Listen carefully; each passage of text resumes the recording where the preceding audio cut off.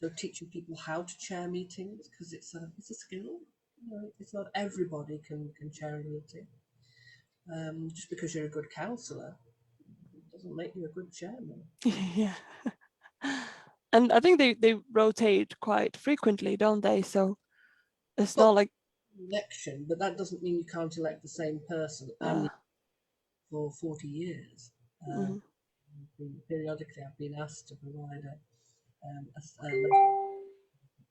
someone who's been in post for 40 years, and I always do it with a kind of mixed emotion. Mm. Help but respect the person for the service, but at the same time, what's it really telling me about what's happening in the council? Okay, so we are going to get started. Thank you so much, everyone who's joining us on the webinar, and thank you to everyone who's watching on Facebook. Hello, nice to meet you, I guess. Today we are joined by the incredible Jackie Weaver. Thank you so much for coming today. We are so grateful to have you. And my fantastic colleague Laura is going to be hosting today and asking some great questions. And if you have any questions, whether you're attending from the webinar or whether you are watching on Facebook, feel free to put them in the comments. This is going to be a live, informal, interactive session. So we would love to hear from you, any comments or thoughts that you would like to talk with Jackie about.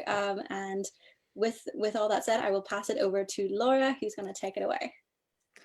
Hello, everyone. I think lots of you probably know me, have seen me on Facebook, have seen me on these webinars, and I assume all of you already know Jackie as well, or not know, and that's why we're here together today to find out a little bit more about what Jackie does, what we can learn together, and explore some questions about local politics, just general being an active person where you live, building in your community. This webinar is part of the EU Citizens Festival, which is part of the 3 Million Young Europeans network. We are promoting voter registration for all EU citizens in the UK, but also anyone. Please register to vote by the 19th of April, just next Monday. This is very important. The elections are coming up on the 6th of May. So yeah, we're doing lots of events. This is just one of them where we're informing people about their rights. We've got a session coming up with a lawyer as well on immigration law and how the rights of EU citizens will change in the UK.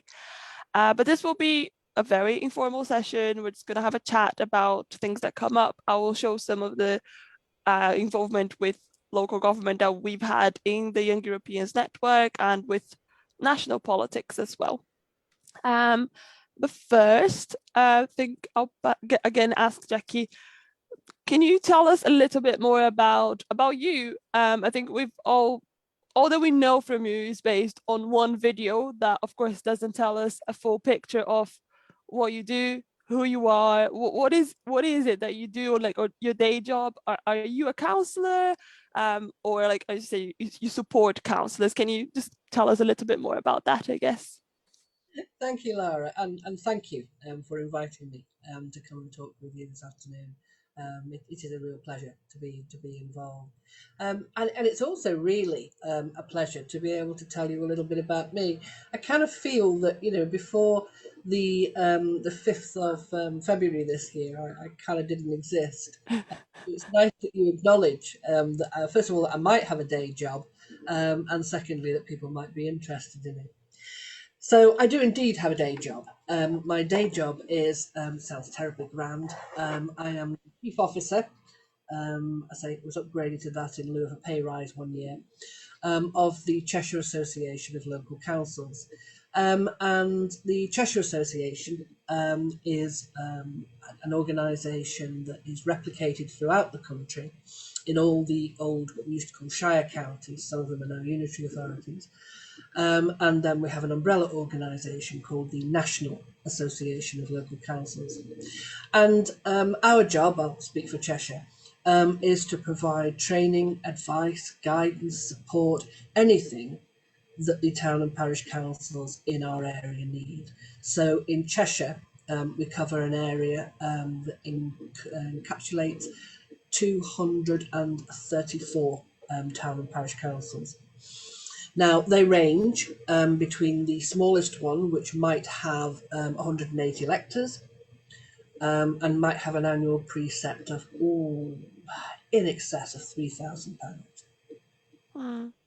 up to the largest town councils, which might have 17 to 20,000 electors, probably more than that, in fact, and a budget of £1.5 million. But they're all covered by the same rules and regulations. The only difference is the amount of money and what they do. So I say much of what we do is by telephone, is these days virtually, and is by email, etc. Because there's always something happening in town and parish council world that people want advice on. I have been doing my particular job for 23 years. Now, I know that makes me sound immediately like a very doddery old bank manager for a awfully long time. But during that time, my goodness, things have changed. And the association, started off, actually the association's been around for over 60 years. I haven't been there all that time. But when I joined the association, it was a very small organisation. We employed a quarter of a person, and our annual budget would be about 7,000 a year. Now employ almost 3 full-time equivalent, and our budget is about 140,000 a year. And for that 140,000, we provide services to local councils. One of the important things we do is something that really isn't seen, and that is very difficult to talk to 234 parish councils. So when the principal authorities want to engage with their parish councils, they very often do it through ourselves. So having been through an initial involvement with my own local council some 25 years ago when I was a councillor, and I didn't feel that was for me. I think that there is a role in local democracy for everybody, absolutely everybody, but it's not the same role.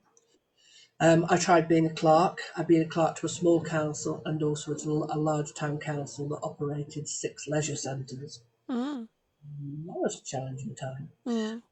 But again, I didn't feel that I was in quite the right place. And I found where I wanted to be in the job that I'm doing now and growing the job that I do now.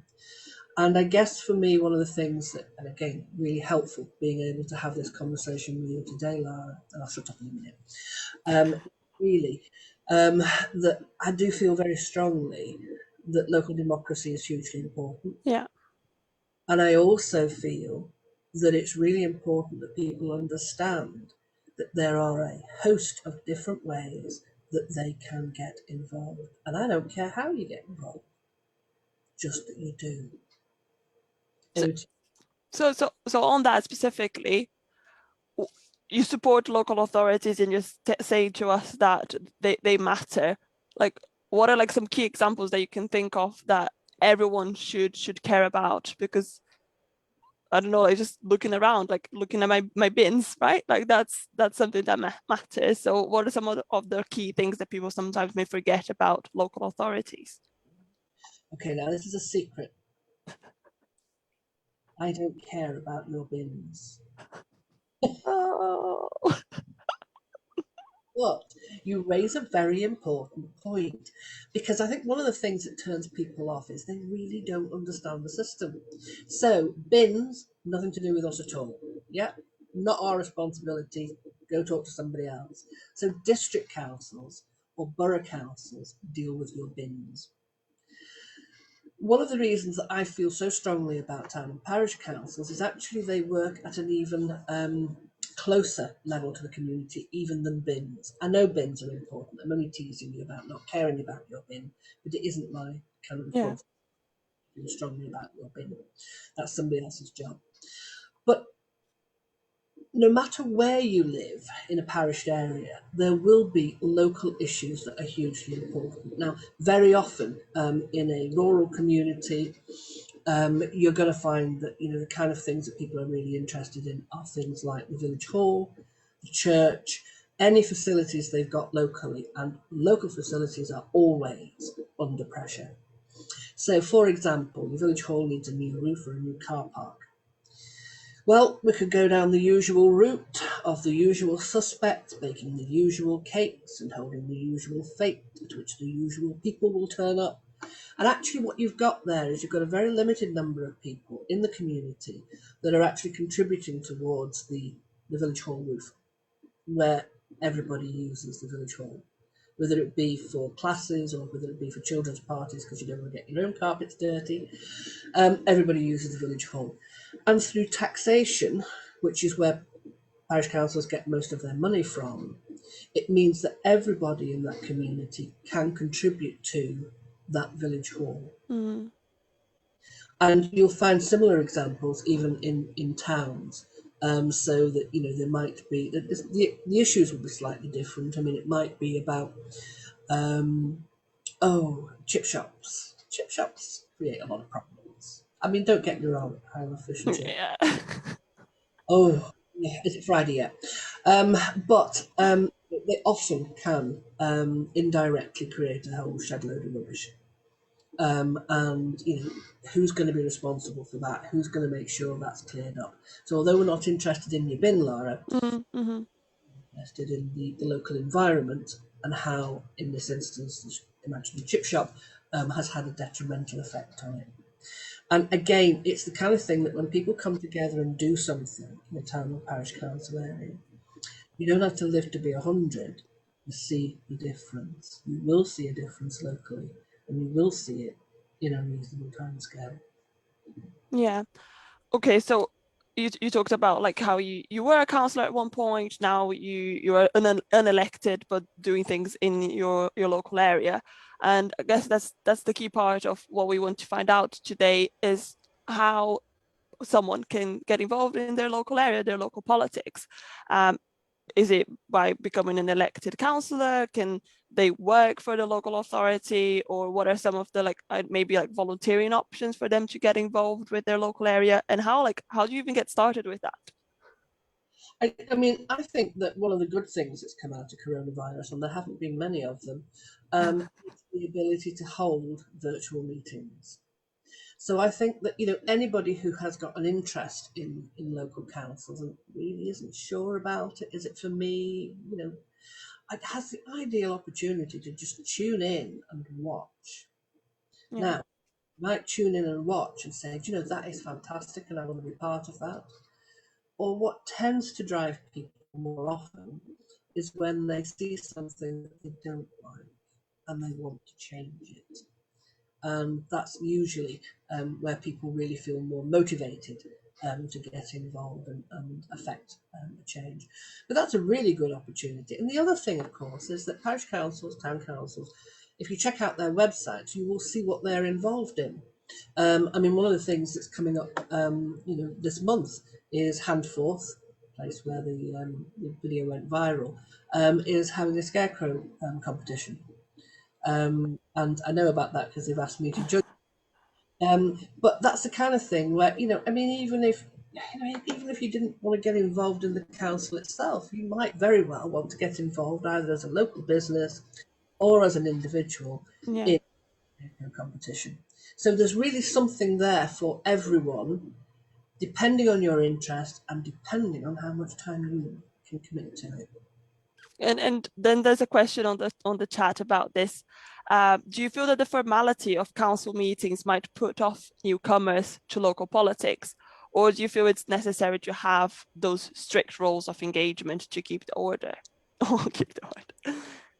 It's an interesting question, Lara, because most of my job is about when things go wrong. Mm. Rarely do councils ring me up and just say, I just thought I'd get in touch, Jackie, and tell you what a fabulous day we're having. It's usually because they've got a problem. And no matter how relaxed a council wants to be about its rules and regulations, its standing orders, when something goes wrong, everybody wants to know the rule book. So for me, it's about being clear on what the rules are, and they're not that complicated. They're really not. And then it just becomes embedded as a way of operating. But there are less formal ways of getting involved with local councils as well. So increasingly we see them forming what they call working groups. Now working groups have no decision-making power, but it also means that they have much less formality in the way in which they operate. So for example, if you were going to put in a children's play area, it kind of makes sense not to talk to a bunch of 60 to 70-year-olds about the equipment you might need. Makes sense to involve perhaps young parents. Even grandparents will be taking their children to their grandchildren to the play area, but consulting in a wider group, having a discussion about what it is that you might want in this play area. And of course, you don't want the whole formality of a council meeting for that, or working group is something that you could get involved in, and it would not at that point feel as if you had sold your soul to the devil. Yeah, I think this is a good time for me to come in and quickly show everyone in here something that I did in local authority with the local where I lived, in terms of like being involved in your local area. If there's something that you care about, let me quickly share my screen to show people. So a couple of years ago in Cambridge, I was very upset with a junction that was really dangerous for cyclists, and that is me with my bike trying to not die, trying to cross the road there. This is back in Cambridge, and lots of students always complained about, because back in Cambridge everyone's always cycling to get to lectures and so on, and there are no traffic lights there in this particular junction. Sorry if anyone in Cambridge is watching this and has seen me talk about this before, but so it was really dangerous, and you could easily be hit by a car there. I almost died there quite a few times. I'm very glad that I got out of that town alive. But this is, just quickly to show everyone that it was starting the process of the petition, and was it was bureaucratic. I had to go to the council website, find how to start a petition. I had to submit my details. And then when that was live, of course, I had to start sharing it. I shared in like Facebook groups with other university students. And it kind of started, the local papers wanted to cover after the university students paper decided to cover as well. I think it's just a good example that shows that, like, if there is something that is really bugging you, is really annoying you, you can try to take the action. Have you, like, what's your perspective from the other side, like, of other people in the local area starting these like angry petitions or something, complaining about their local authority? I think, first of all, I think the picture does you any justice at all, Lara. You've got a lovely smile. I told you that picture wasn't good. From the photo, but I guess your attention to the fact that it was a serious matter. Well, the photographer was very insistent on me not smiling. But no, a smile would be nice. I guess for me, the frustration is that you have, I don't mean you personally, but you have to be angry and you have to start a petition in order to achieve change. I guess for me, that feels like a failure. I don't mean on your part, but if we've got to the point where people are angry and people have, gone to the step of then it kind of feels like we've missed something here. We've lost the ability to talk to you in some less confrontational way. I think often it's about choosing the right person or the right level of person to talk to. As I said a bit earlier, I think people get very confused about who's responsible for what in local politics. And unfortunately, I think that when we get a message back that says, you're talking to the wrong person, we just feel like we've been fobbed off rather than, so sometimes people will write to me and say, can you sort this out? I say, well, actually, that's not my job, your bins, for example. But I would hope that actually what I would have done is provided you with the right contact, that you can go forward with. But I think there does come a point where just having a conversation with someone isn't moving the issue forward. And I think there's also something there about having to make your case. I guess that when it comes to local councils, there are so many competing priorities that you have to tell the people that make decisions why your viewpoint is so important. Why is it important they listen to you? Yeah, definitely. So like, if someone came to you, or myself right now, like I've got a local issue, what's the first step? Do I talk to the local authority or do I talk to the local councillor? What's the first person that I should go to? I would always say that the first person to go to is the person that you elected, your local councillor. Yeah. And I think that they have a vested interest in you, because most councillors will want you to vote for them again next time round. So that if you've asked for their help and it hasn't been forthcoming, then I'm kind of assuming that you're going to tell all your friends that they were not particularly helpful to you. Now, I'm talking to a grown-up. You know that there are things that people can do and there's things that people can't do. And I think you're grown up enough to be able to recognise when somebody says to you, that this is my position and this is why I cannot help. And that in itself is useful. Perhaps it will cause you to redirect your energy somewhere where it might help. And certainly I am imagining that something like the transport issue that you were talking about, the road safety issue, will involve a lot of different departments. Yeah, it really did. Not to take some of the responsibility myself, I started with the petition rather than taking the first step of talking to someone. After that, I was invited to participate in local meetings that they had frequently, because as you said, it involved so many other groups, so many other partners, the district council, the city council, lots of other groups. But it was good because the positive thing that came out of that is that I was constantly invited to attend to represent the views of students and young cyclists in the area. So yeah, there's always a positive step to that. I guess another thing that we have to cover today and that lots of people are interested in is how to deal with meetings when they do go wrong, when you're there with the best of intentions, but it either becomes uncomfortable because of either the rules or because someone is actually mean and is a little bit of a bully. And I think we were speaking before this event started that you have a very famous example of that. And I have had something that similar happen to me at university as well, when I was kind of like kicked out of a group as well. So just can you you've had over 20 years of experience in local authority. Has this happened a lot, or should people not be put off by this kind of instances that do become popular and famous on social media? I mean, I think one of the reasons that this became so popular was, I think, that people recognised that this was quite unique. I hate that, quite unique. It can't be quite unique. It was unique. Yeah. And that, when we see something like that, it really is something that we feel, actually, you've got to do something about this. This is totally unacceptable. So you don't see behaviour quite that bad.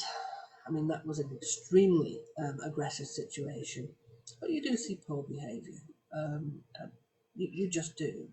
And sadly, I'm afraid you see it in a number of walks of life, not just local government.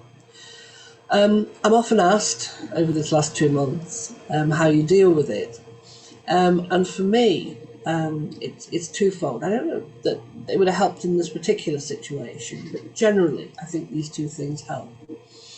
One, I think that good chairmanship helps. And chairmanship isn't something that, I mean, maybe it comes naturally to some people, but generally it is something that you can train. Yeah.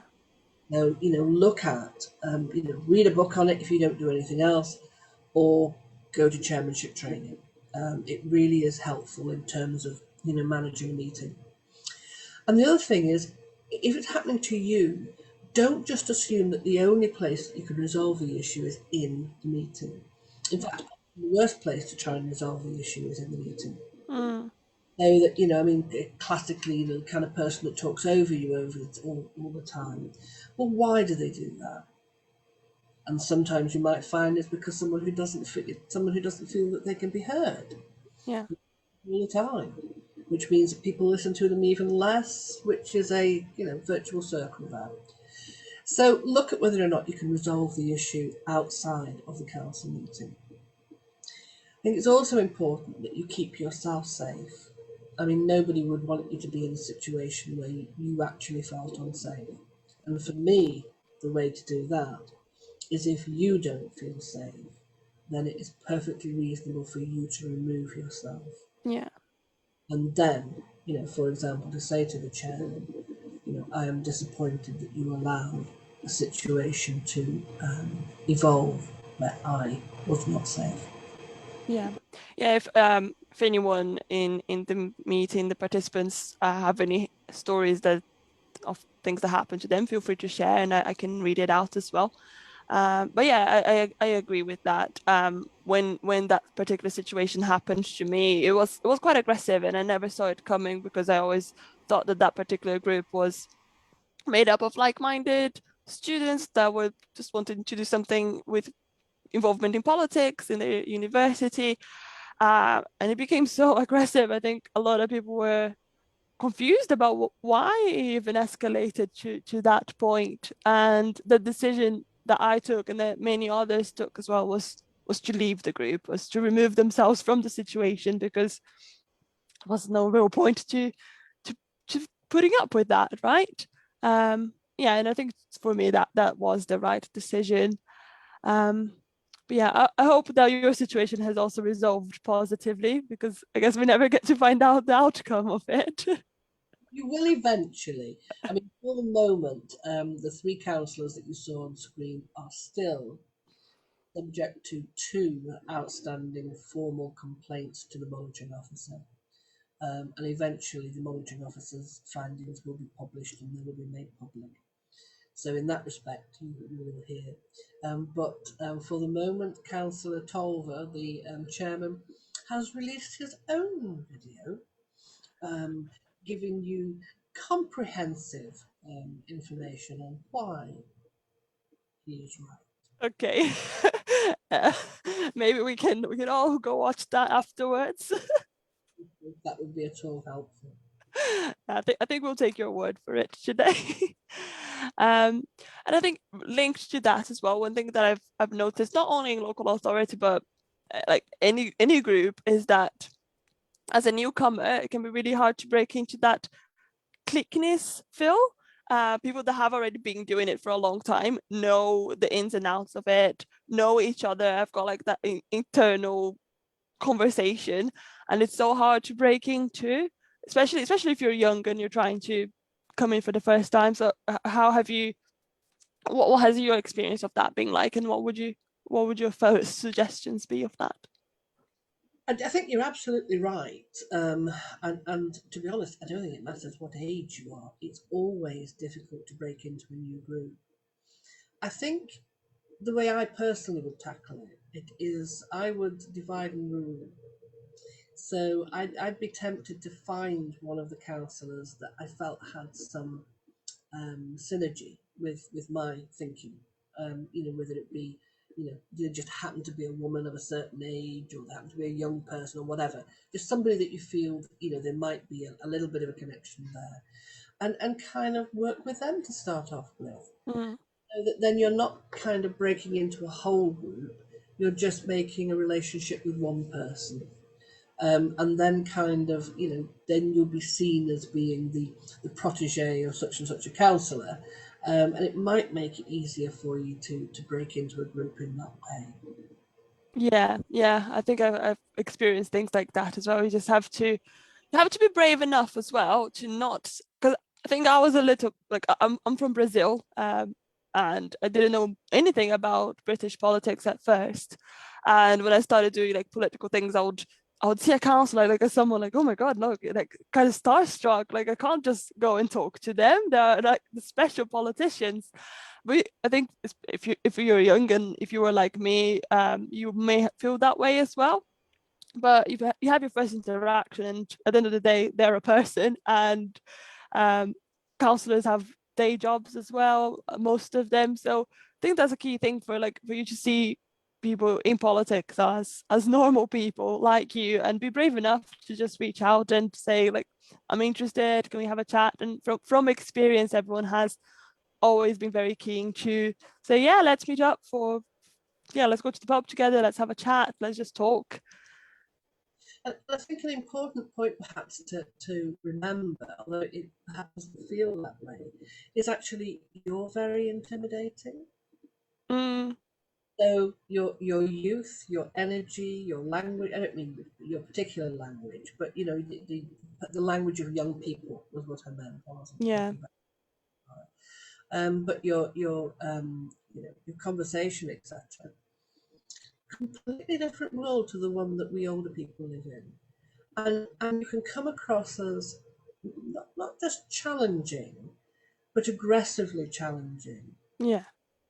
And I think that, of course, as soon as you meet someone and the perception is that you're aggressively challenging them, they're going to fight back. Yeah. Yeah. So, but how do we have that conversation that says, I'm interested, I'd like to be involved, without saying, because actually I think what you've done is rubbish and I want to change it. Yeah. Here. But that's not what I said. I know, but that doesn't mean it's not what they hear. If you genuinely want to get involved and make a difference over a period of time, I think that has to be expressed properly. On the other hand, if you do want to get in there and change the world, expect some pushback. Yes. Yeah. Well, yeah. And I got another question here in the chat from Maylan. Do you feel that women in local politics struggle to be heard over the voices of angry old men? I don't think it's just the angry old men. Again, this is a purely personal perspective, and apologies in advance if it offends anyone or it's not the stereotype that you like. But for me, I think women generally are better communicators. I think that when we're not able to make the point, we are more likely to sort of just find a different avenue, use a different example, go away from the issue, come back to it later. Although those are the things that we, us girls, have in our arsenal when we're trying to make a logical point about something. We're also much more sensitive to the other person and their body language. In Zoom meetings, but generally speaking, I think we're listening out for whether or not you're happy with what I'm saying, whether I'm hitting the right pitch with you, you're nodding, so you're encouraging to say more, that kind of thing. Men don't do that.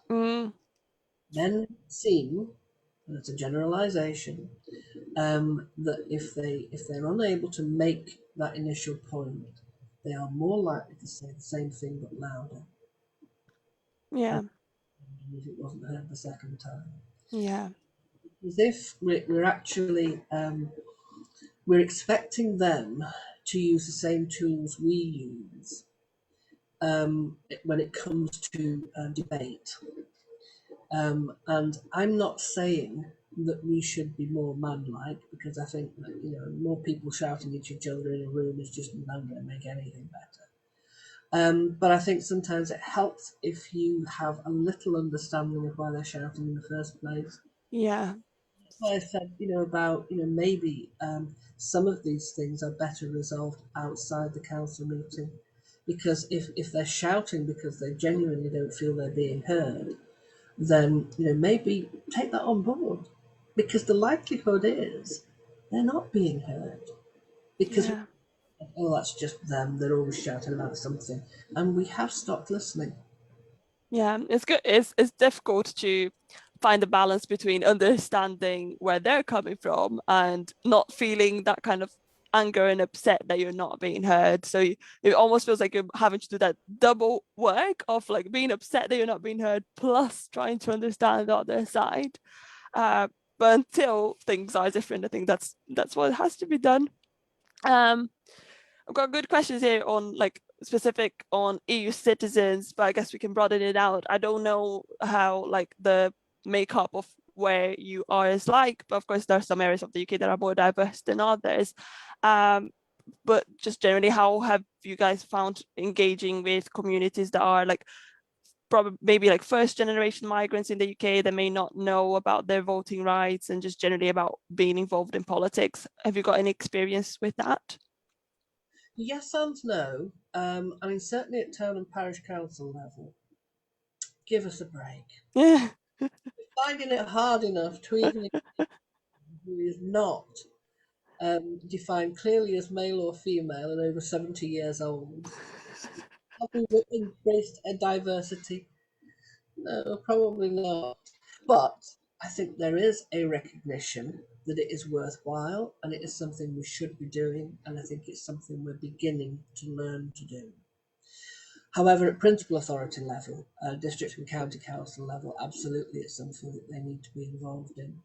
Although my experience has been that, say 5 years ago, there would be investment in things, in people like, it's a post, so that could be a thing, things like diversity officers, but they would be short-term funded, 2 years later, they've gone. Mm. So there's kind of that lack of continuity there. So I think there's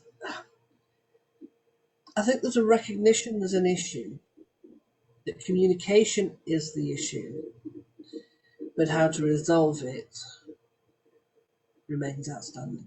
Yeah, well, that's partly what we're trying to do. And speaking as like we are migrants ourselves, trying to encourage other migrants, and we also find it difficult to get our message across. And that's the point of this session, this festival. Last week, we actually went to Peterborough, Northampton, and Corby delivering leaflets to like local nationality shops so that EU citizens were informed of their voting rights in the UK. But yeah, there's a lot more work to be done until we get to a stage where like all communities in the UK are involved in their local area. And as we've been saying, it's not even just non-UK citizens that are not involved. British people themselves are not always involved in their local authority level. So yeah, definitely. But I think the more we start talking about this, we eventually will get there. But I think the same still applies. I think it comes down to communication, and I don't believe we know how best to communicate with you. It's as simple as that. Yeah. Well,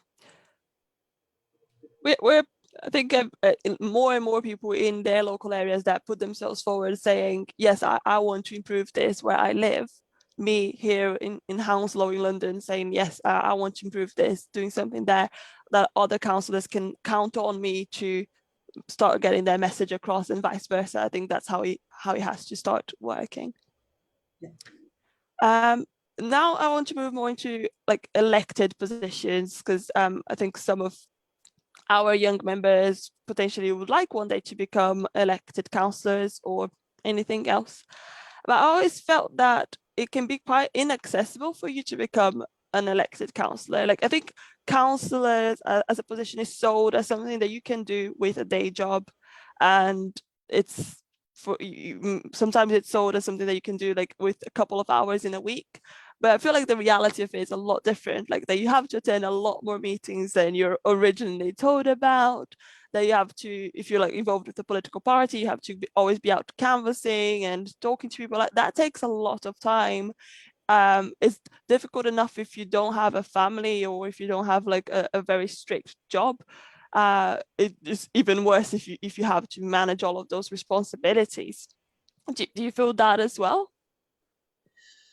I think it depends on what tier of local government that you're looking at entering into. I mean, as you might expect, am the poster child for town and parish councils. And I think that they have a really important job to play in encouraging people into local politics. One of the things you mentioned there, Laura, was about party politics. Well, at town and parish council level, we don't have party politics. So it gives you, young people, anyone who's interested in getting involved, the opportunity to get involved with the system without previously having pinned their flag to any particular poll. So you don't have to be a party political animal, but it gives you the opportunity to begin to make the connections should you wish to. And often it's seen as the first step into moving on to either a position within a county or borough council, or even on to being an MP. Yeah, yeah, definitely. Yeah, I think it's something that like at a university, a lot of the students were asked by different political parties if some of the students could be on the ballot for them. And I always said, like, there's a bit dangerous, because if one of us do get elected, it will be very difficult for us to balance our university degree, which is already quite intense, with being a councillor, which is, again, it's sold as something simple, but it doesn't seem simple. We have a couple of university towns in Cheshire, and I know that our parish councils were extremely excited because they felt that they were really pushing those boundaries. You know, we were no longer looking at a demographic of a much older man or woman. And they had a number of university students stand as councillors and got seats. The challenge they had, of course, is that the university course was only 3 years long. Term of office for a councillor is 4 years. The student themselves would be coming from outside the area, because very few people go to university in their hometown. Make it much easier for us parents, but you don't, you go elsewhere. And so we had that issue. And then the other issue we had was exams and holidays. And I'm not sure that that was a marriage made in heaven. That would have been an ideal example of where it would be great to have had the young people involved,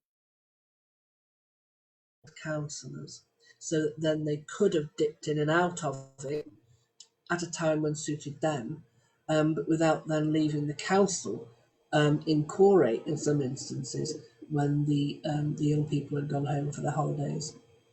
Yeah. And I promised you that I would let you go at 1. And just before before we go, I will show some examples to people watching us about some of the work that we have been doing in the Young Europeans Network in terms of engagement with politicians. But I've got one fun question for you to finish with. One, like, how have you been dealing with becoming a public figure? Like, we can't deny the fact that you have become one, right? Like, you've appeared on TV shows and all of that. Like, how has that affected you? And one fun question, have you had any requests to appear on any reality TV shows?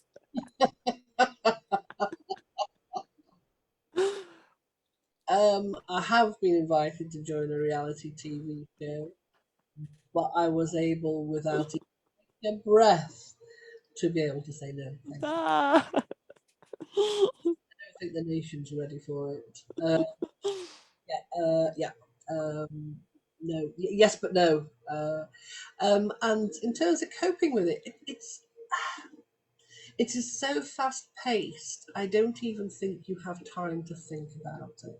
I think it becomes more reactive than you kind of sitting down and thinking, well, you know, should I do Steph's packed lunch tomorrow?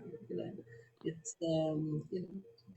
and I've been asked to do some incredibly interesting things as well. You know, for example, I mean, who would have thought that they would have invited me back to The Last Leg 3 times?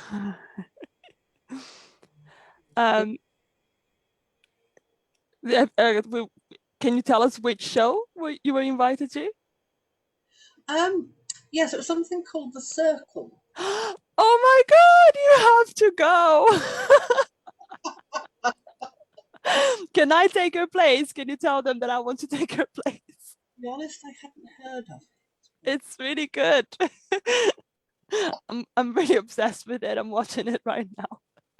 Maybe I can consider. Yeah. Or you might get to win £100,000. Also, you've got to just give up on most of your life. Yeah, it's a trade-off. Yes. Possibly a month. I mean, you might be, voted out or whatever in the first week. So. Yeah. Okay. I'm quickly gonna share some things with everyone. Just again, like, showing that it's possible to do things whichever level you want to be involved with. Oh, this is just like, for example, if you're starting a petition, in my case, I had to go to like the Cambridgeshire website, find like the petitions page, and then you fill in some forms on thing that you want to talk about. In the Young Europeans as well, as you can see, we've asked members of parliament to ask questions on our behalf, especially on the issue of EU students and how that the COVID absences would affect their status in the UK. An easy way to do that is, well, find your MP. A quick Google will get you to that page. You can also find your local councillors in the gov.uk page. It's also, if you just Google it, find your local councillors, you'll be able to put your postcode and you'll be able to find them. There's also this website, find your politicians. It will just give you anyone that represents you. And that is just some examples of things that we have been doing ourselves, and it's just really to show everyone that if there is something that you care about, there's lots of ways for you to start doing that. You can become more involved with us if you're interested in the issues that we talk about. But if it's something very local, as we've been saying, first step, talk to your local representative.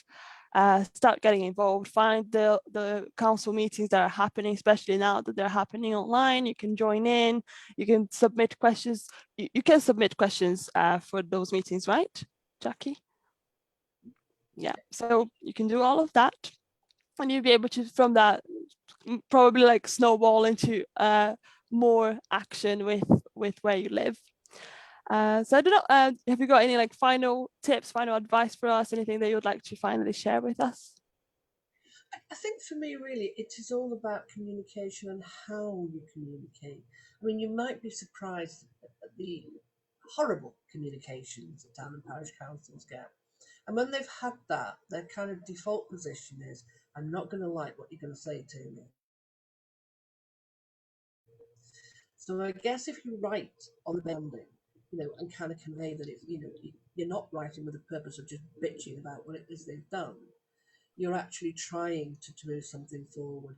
And also, the opportunity to, if councillors hold surgeries, that's a really great opportunity to take a bit more time to express what it is that you're trying to say. Because often when you're trying to get it across, as in, a chat like this, you come across as much more engaging than you do when you're trying to sort of put it all down on email.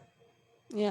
Oh, I've got one final question, because you're the perfect person that you can compare what you've been able to achieve in an elected position and unelected position. From your experience, which one has allowed you to do more and achieve more like change in whichever way you want to frame that change? Really interesting question. And I don't know the answer, but I asked somebody for whom I had a lot of respect a long time ago, who holds the greatest power, councillors or officers? And their response has stuck with me all this time. And what they said was, where you have strong councillors, then councillors drive the authority. And where you have weak councillors, officers drive. Cool. Good. Well, that's a powerful message for us to finish with. Thank you so much for talking to us today. We loved it. Thank you very much for posting your questions in the chat so that we could carry on this conversation. And yeah, thank you so much, and have a good weekend coming up. You're very welcome, and enjoy the rest of your week as well, Laura. Thank you very